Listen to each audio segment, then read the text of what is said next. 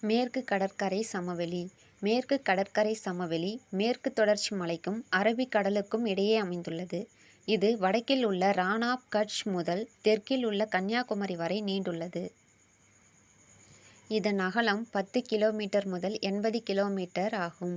இச்சமவெளி மணற்கடற்கரை, கடற்கரை மணல் குன்றுகள், கழிமுகங்கள், காயல்கள், எஞ்சிய குன்றுகள் மற்றும் சரளை மணல் மேடுகள் போன்ற நிலத்தோற்றங்களை கொண்டுள்ளது. மேற்கு கடற்கரையின் வடபகுதி கொங்கண கடற்கரை எனவும் மத்திய பகுதி கனரா கடற்கரை எனவும் அழைக்கப்படுகிறது. தென்பகுதி மலபார் கடற்கரை என அழைக்கப்படுகிறது. இக்கடற்கரை 20 முதல் 100 கிலோமீட்டர் வரை அகலமும் 550 கிலோமீட்டர் நீளமும் கொண்டதாகும். ஆழமில்லாத பல காயல்கள், உப்பங்கழிகள் மற்றும் டெரிஸ் போன்றவை இக்கடற்கரை பகுதியில் காணப்படுகின்றன. வேம்பநாடு ஏரி மலபார் கடற்கரை பகுதியில் காணப்படுகின்றன. இது கேரளாவில் உள்ளன.